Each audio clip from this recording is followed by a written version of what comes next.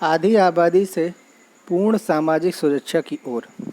सामाजिक सुरक्षा की सभी योजनाओं में आर्थिक कमजोरी सबसे प्रमुख आधार है, जो किसी योजना के लाभार्थी की पहचान करता है। इस तरह महिलाएं भी सभी योजनाओं का लाभ उठाने के योग्य हैं, परंतु भारत सरकार ने कुछ महिला विशिष्ट योजनाएं भी लागू की हैं, जो सीधे तौर पर महिलाओं की सामाजिक सुरक्षा और कल्याण का कार्य करती हैं। साथ ही महिलाओं की बेहतरी के लिए कुछ विशेष नियम कानून भी बनाए गए हैं या पुराने नियमों में संशोधन किया गया है। इस संदर्भ में वर्तमान सरकार की सबसे महत्वपूर्ण पहल रही बेटी बचाओ बेटी पढ़ाओ अभियान, जिसका मुख्य उद्देश्य आबादी में लड़कियों की निरंतर कम होते लिंग अनुपात को बढ़ाना था। साथ ही बेटी की शिक्षा सुविधाओं को बेहतर बनाकर उनको सशक्त बनाना भी इसका एक लक्ष्य है। वर्ष 2015 में इसे 100 करोड़ रुपए की लागत से लगभग 400 जिलों में लागू किया गया था, परंतु अब इसका दायरा बढ़कर 640 जिलों तक पहुंच गया है।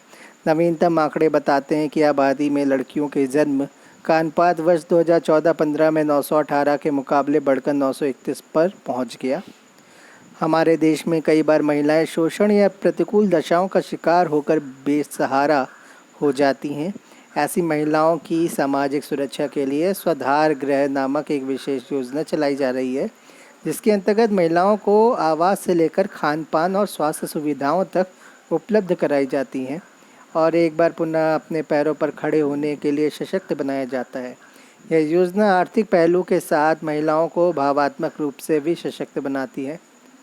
प्रधानमंत्री सुरक्षित मातृत्व योजना कमजोर वर्ग की गर्भवती महिलाओं को गर्भधारण के दौरान आर्थिक सुरक्षा प्रदान करती है। गर्भ के पंजीकरण के उपरांत शिशु के जन्म तक महिला को 5,000 रुपये तक की आर्थिक सहायता 3 किश्तों में दी जाती है। प्रत्येक वर्ग की कामकाजी महिला को कार्यस्थल पर सुरक्षा, सम्मान और सुविधा देकर भेदभाव मिटाने के लिए अनेक नियम कानून बनाए गए हैं। अब उन्हें पुरुषों के समान कार्य करने के लिए समान वेतन दिया जाता है। कार्यस्थल पर महिलाओं का यौन उत्पीड़न रोकने के लिए कड़ा कानून बनाया गया है, जिसके विभिन्न प्रावधानों को कार्यस्थल पर लागू करना अनिवार्य है। वेतन के साथ मातृत्व अवकाश की अवधि 12 सप्ताह से बढ़कर 26 सप्ताह तक कर दी गई है। कार्यस्थल पर क्रेच की सुविधा, शिशु केंद्र और स्तनपान अवकाश जैसी सुविधाएं महिलाओं की सामाजिक सुरक्षा को मजबूत कर रही हैं।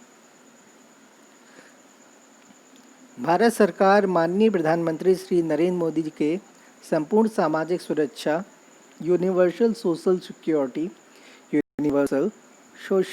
सिक्योरिटी के विज़न को साकार करने का भी प्रयास कर रही है। इसके अंतर्गत नीति आयोग के उपाध्यक्ष की अध्यक्षता में एक कमेटी बनाई गई है, जो सामाजिक सुरक्षा के लिए एक फ्रेमवर्क तैयार करेगी।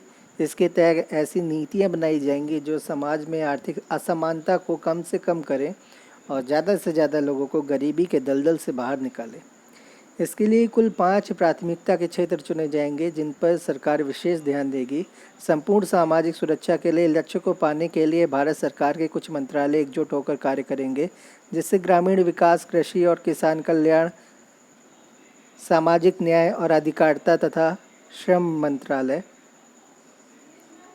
भारत में सामाजिक सुरक्षा को मजबूत बनाने के लिए भारत सरकार को राज्य सरकारों से भी सहयोग प्राप्त हो रहा है। राज्यों ने अपने अपने स्तर पर सामाजिक सुरक्षा की अनेक योजनाएं लागू की हैं, जिनके सकारात्मक प्रभाव भी सामने आए हैं। भारत सरकार और राज्य सरकारों द्वारा सामाजिक सुरक्षा में होने वाले खर्च में भी लगातार वृद्धि की जा रही है। भारत संपूर्ण सामाजिक सुरक्षा की आदर्श स्थिति की ओर तेजी से अग्रसर है। लेखक भारतीय कृषि अनुसंधान परिषद नई दिल्ली के प्रधान संपादक रह चुके हैं। उन्होंने इन सब विषय पर गंभीर चर्चा पर जोर दिया है। इनका नाम जगदीप सक्सेना है।